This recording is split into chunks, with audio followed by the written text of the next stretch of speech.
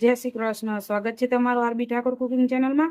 તો આજે આપણે સરગવાની સિંગનું શાક બનાવીશું. એના માટે આપણે સરગવાની સિંગને આ રીતે કાપી લીધી છે અને થોડી થોડી છોલી લીધી છે. વધારે નથી છોલી, પણ અમુક અમુક છાલો જે કાપતા નીકળે એ કાઢી લીધી છે અને આ રીતે કટ કરી લીધી છે. તમે જોઈ શકો છો કેટલી દળવાળી આપણી સરગવાની સિંગ છે. તો ચલો આપણે આનું શાક કરીશું. એના માટે અહીંયા મેં લસણ અને કારા મરીને ખાંડી લીધા છે. લસણ અહીંયા થોડુંક વધારે લેવાનું. લસણની કળીઓ મેં 10 થી 15 લસણની કળીઓ લીધી હતી અને કારા મરી એ બંનેને ખાંડી લીધું છે. ચલો આપણે એને શાક હવે વઘારી લઈએ. અહીંયા આપણે તપેલામાં 4 મોટી ચમચી સરસ્યું લીધું છે. તમારી પાસે જો સરસ્યું ના હોય તો તમે કોઈ પણ તેલ લઈ શકો છો અને બરાબર ધુમાડો નીકળે એવું ગરમ કરવાનું. અને હવે આપણે એમાં રાઈ નાખીશું 1 ચમચી જેટલી.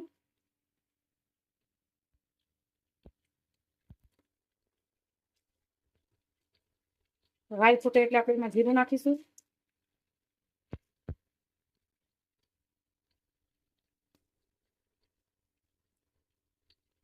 એક ચમચી હિંગ નાખીશું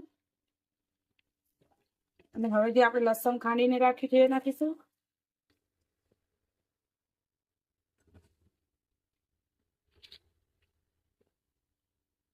બધું સરસ સાતળી લેવાનું છે. હવે આપણે સરગવાની સિંગ નાખીશું.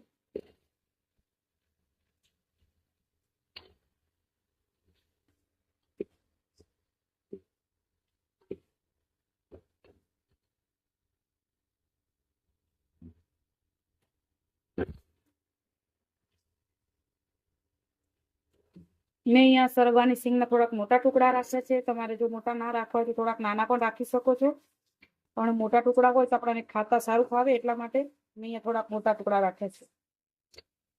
તમે તમારી પસંદ પ્રમાણે નાના મોટા તમે રાખી શકો છો. હવે આપણે મસાલા કરીશું. તો મસાલામાં મેં અહીંયા 1 ચમચી લાલ મરચું તીખું લીધું છે, 1 કાશ્મીરી લાલ મરચું લીધું છે અને ધાણા જીરું અને હળદર લીધી છે. જો તમારી પાસે કાશ્મીરી લાલ મરચું ના હોય તો તમે રેગ્યુલર ઘરનું મરચું પણ નાખી શકો છો, પણ તો થોડું નાખવાનું. મેં કલર સારો આવે એટલા માટે કાશ્મીરી લાલ મરચું લીધું છે. હવે બધું આપણે સરસ મિક્સ કરી લેવાનું છે. આપણે બધું સરસ મિક્સ કરી લીધું છે. હવે આપણે એમાં સ્વાદ પ્રમાણે મીઠું નાખીશું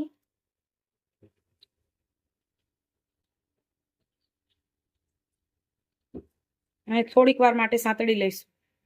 આપણે મીઠું નાખીને બધું સરસ સાંતળી લીધું છે. હવે આપણે 1.5 ગ્લાસ જેટલું પાણી નાખીશું. હું અહીંયા બહુ રસાવાળું શાક નથી કરવાની એટલા માટે 1.5 ગ્લાસ જ નાખું છું.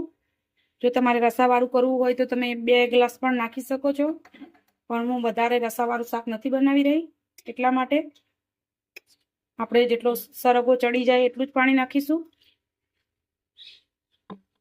હવે આપણે આને ઢાંકીને સરસ ચડવા દઈશું. સરગવાનું શાક હંમેશા તમે આ રીતે તપેલીમાં બનાવો ખુલ્લું તો સારું બને છે. કુકરમાં એકદમ વધારે બફાઈ જાય છે એટલા માટે મેં અહીંયા તપેલામાં બનાવ્યું છે. હવે ઢાંકીને આપણે સરસ આને ચડવા દઈશું.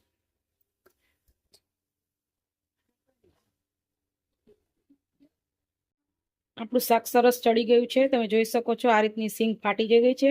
આ રીતે સિંગ ફાટે એટલે એનો મતલબ સરસ શાક ચડી ગયું છે. તમે જોઈ શકો છો મેં આટલો જ રસો રાખ્યો છે. ચલો હવે આપણે એને ગરમા ગરમ સર્વ કરીએ. તો તૈયાર છે આપણું સરગવાનું શાક, એકદમ ટેસ્ટી ચટાકેદાર. અને જો શિયાળામાં આ રીતનું સરગવાનું શાક મળી જાય તો ખાવાની મજા જ પડી જાય છે. અને શિયાળામાં તો સરગવાનું શાક ખાવું જરૂરી જ છે, કેમ કે સરગવાનું શાક ખાવાથી આપણાના હાથ પગ કે ઢીચણમાં દુખાવો થતો હોય તો એ મટી જાય છે.